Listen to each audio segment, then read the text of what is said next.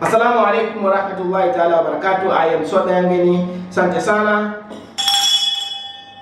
Akielezewa hapo. Asante ndugu zangu, bado tunaendelea katika kusherehesha kitabu chetu hiki na jinsi ya kuweza kukitumia. Kitabu hiki kinatumika katika matumizi ya kutibu mgonjwa, kinatumika katika masuala ya mapenzi, lakini kitabu hiki hakitumiki bila hirizi yake. Hirizi hii ambayo imechinjiwa, hirizi hii ambayo ina nguvu zake za ajabu, na hirizi hii ndiyo kiumbe. Hirizi hii ambayo ndio unaweza ukatembea nayo badala ya kutembea na kitabu hichi. Na matumizi ya kitabu hichi, kina kitabu chake kidogo ambacho unaweza kutumia kwa ajili ya kuweza kuamsha kitabu hichi. Hichi kitabu kina kidogo chake ambacho ndicho cha kusoma kwa ajili ya kuweza kuamsha hichi kitabu. Na hichi kitabu kinapewa chano. Kitabu hiki pamoja na hirizi yake kinapewa chano kama unavyompa chano kiumbe.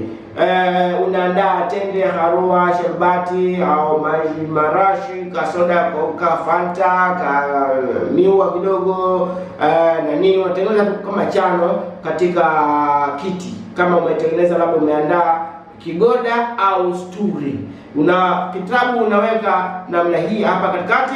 Basi vile vitu vile chano zako zile utazungusha huku pembeni, alafu hii hirizi yake utaiweka katikati hapa kwenye nyota. Hichi kitabu kina mwezi, pia kina nyota, kina mwezi pia kina nyota. Kwa hiyo unaweka hapa katikati. Hapa katikati ndipo unaweka hii hirizi yako. Basi utakiacha hapo hicho kitabu ndani ya siku 3 kikiwa kiko katika upweke, ili kusudi kiweze kuvuta nguvu ya kuweza kufanyia kazi unayohitaji. Hapo unakuwa umekirisha au umekipa chano ya kuweza kufanya kazi na wewe uzuri. Rudi kwangu. Asante sana. Kwa hiyo katika masuala ya hichi kitabu kina mambo mengi ambayo kinaweza kufanya. Kinafanya kazi ya kuadhibu adui, kinafanya kazi ya kufungua, kinafanya kazi ya kufunga, kinafanya kazi ya kuvuta, kinafanya kazi ya wale wanaohitaji viumbe kwa ajili ya kupata dinar. Hii unamuita kiumbe live moja kwa moja. Hichi kitabu kina nguvu kweli. Naona kama hajafungwa vizuri. Kina nguvu kweli. Kwa hiyo unaweza ukatumia kitabu hiki kwa njia ya kutibu mgonjwa. Unafanyaje katika kutibu mgonjwa? Basi mgonjwa wako utampa hii azma, kama anahitaji kuweza kujua shida yake ni nini na afanye nini kwa ajili ya kuweza kuondosha shida yake. Basi ataikamata azma hii kwa mkono wa kulia, alafu kitabu chake atakamata mkono wa kushoto, alafu atatizama katika kioo huku amefunga macho. Utasema yale majina 7 ambayo yako mwanzo wa kitabu hiki au katika kile kitabu kidogo cha hiki kitabu. Basi ataongea yale majina, wewe unayamtamkia, anarudia. Basi kisha hapo utaanza au kumuuliza unaona giza au mwanga, anakuambia naona giza. Basi sema kwa nguvu za kitabu hichi, kwa nguvu za fulani na fulani na fulani, ambayo majina yale ya mwanzo ninahitaji kuweza kujua au kuona shida yangu imetokana na nini, shida yangu imetoka kadha, nahitaji kitu kadhaa.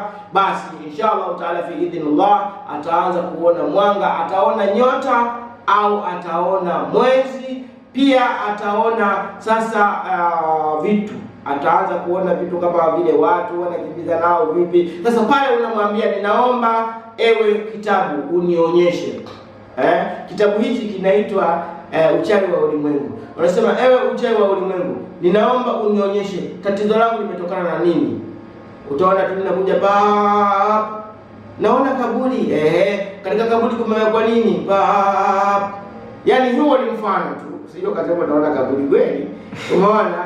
Kwa hiyo aidha ukaona njia panda, aidha ukaona mto au sasa hiyo inakufanyia wepesi wewe kujua kwamba nilipofanyiwa uchawi wangu ni katika mto au ni njia panda au ni kaburini au ni wapi. Kwa hiyo kifupi ni kwamba kitabu hichi kina uwezo wa kufanyia jambo la aina yoyote unalohitaji kulifanya wewe.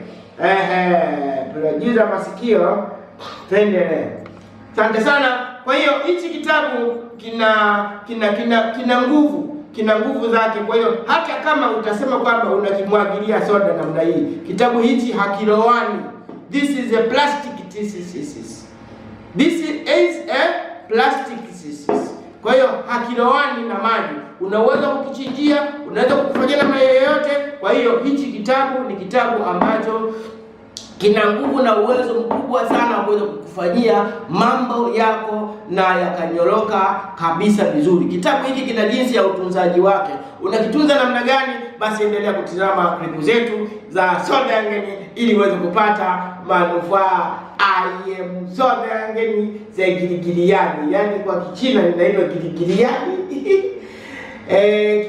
nyumbani ninaitwa Soda ya Ngeni, alafu Kiswahili ninaitwa Babu Haji. Thank you very much.